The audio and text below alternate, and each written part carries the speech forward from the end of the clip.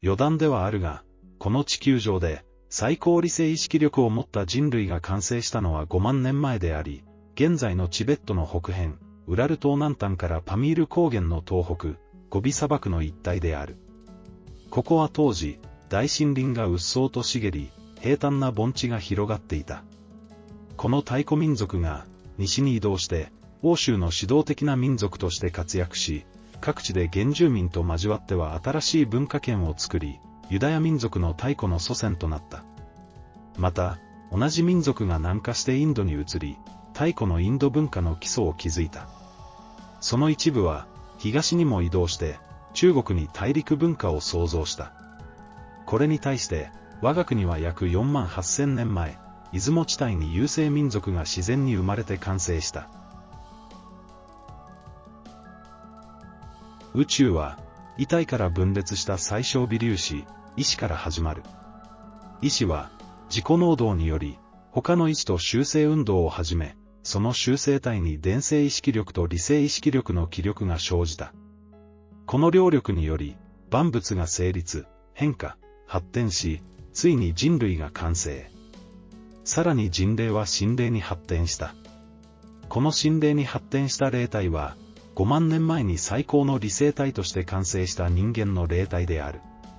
つまり深海で最古の元老とも言うべき神霊は、この時代の人霊の発展体である。それより古い霊体も多数いるが、すべて5万年代の神霊群にまとめられている。それほどに、この神霊群は理性意識力が高く、強力だった。太古神と神々の間で呼ばれるのは、5万年前の人類創始文化時代に活躍した人々の霊である。私、4万8000年前の人霊も、この太古神の一人として、深海で崇められているが、ただ古参だからではなく、太古神は、最大の活動体験知識を持ち、その霊体も強さ、大きさの点で最高の発展を遂げているからである。余談ではあるが、この地球上で、最高理性意識力を持った人類が完成したのは5万年前であり、現在のチベットの北辺、ウラル島南端からパミール高原の東北、ゴビ砂漠の一帯である。ここは当時、大森林がうっそうと茂り、平坦な盆地が広がっていた。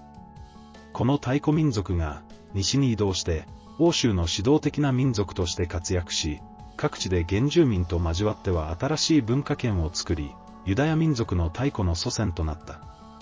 また、同じ民族が南下してインドに移り、太古のインド文化の基礎を築いた。その一部は、東にも移動して、中国に大陸文化を創造した。これに対して、我が国は約4万8000年前、出雲地帯に優生民族が自然に生まれて完成した。そして、偶然にも、大陸奥地からの文化施設が、出雲の国を訪れたのである。当時の日本海は、一筋の川のようだったので容易に渡ってこられた。それ以来、大陸の物質文化がいろいろと入ってきたが、日本国からは彼らの持っていない農業技術や国土経営の知識、原始的な宗教文化など、主として精神文化を大陸へ持っていった。双方の民族は、お互いの欠けたものを補っては喚起し、精神的に完全に握手して、後世の人類繁栄の道を開いた。これが最初に起こった人類文化の創始の真相であり、私の生存時代に私自身が体験した事実である。その後は、相当遅れて地球全体に点々と優生民族が完成していった。大切なのは、世界人類の祖先は、ロシアも西洋も東洋も、そして日本もすべて一体となって、国境のない地上で、その理性力の赴くままに全力を挙げて、後世の人類の繁栄と幸福のため、偉大な活動を続けた点である。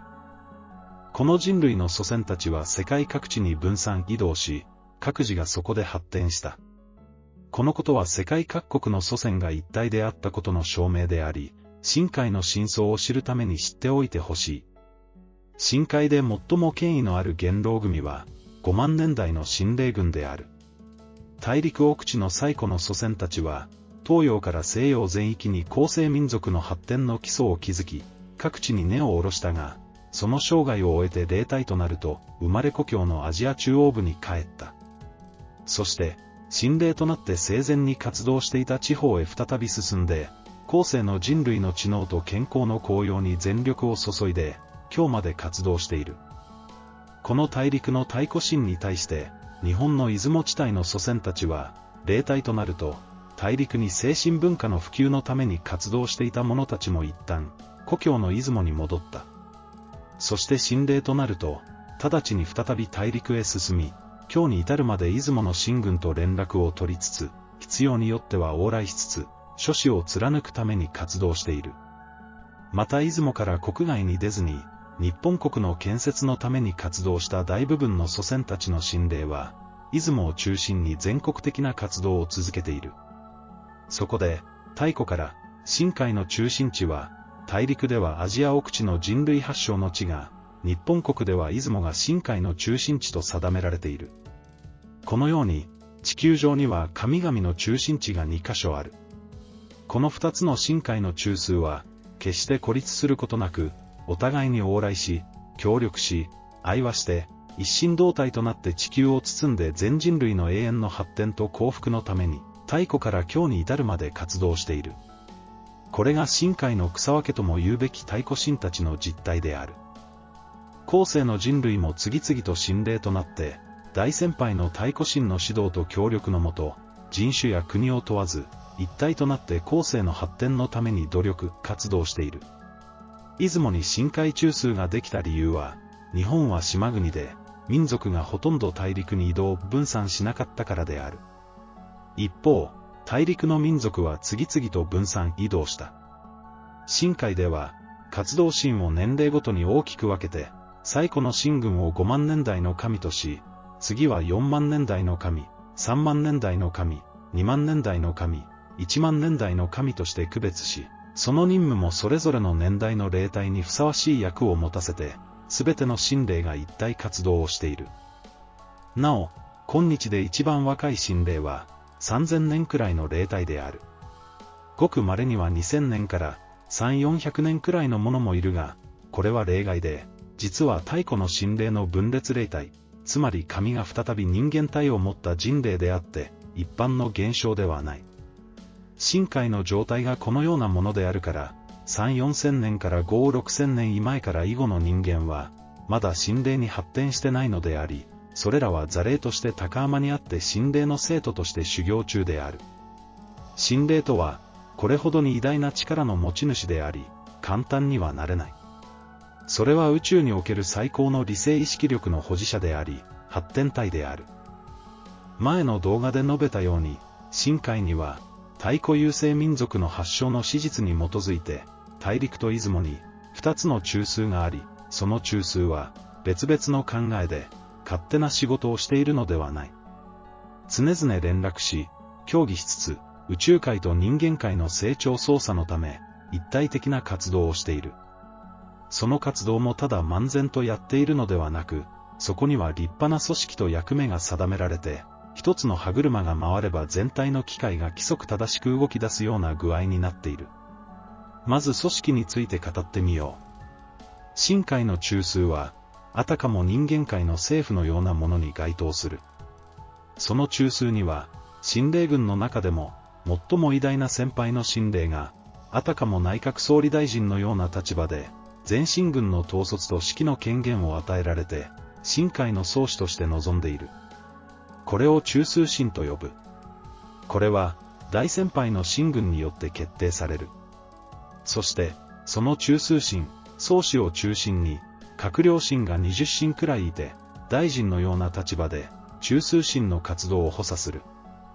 その閣僚神のもとには、列閣神と呼ばれる神々が数十神いて、各々の閣僚神の仕事を補佐している。また、その列閣神のもとには、列座神と呼ばれる神軍が、それぞれの列閣神の任務を補佐している。さらに、その列座神の下には、列座神補佐の大神軍がいて、完全な神聖神の政治を全体が一体となって運営している。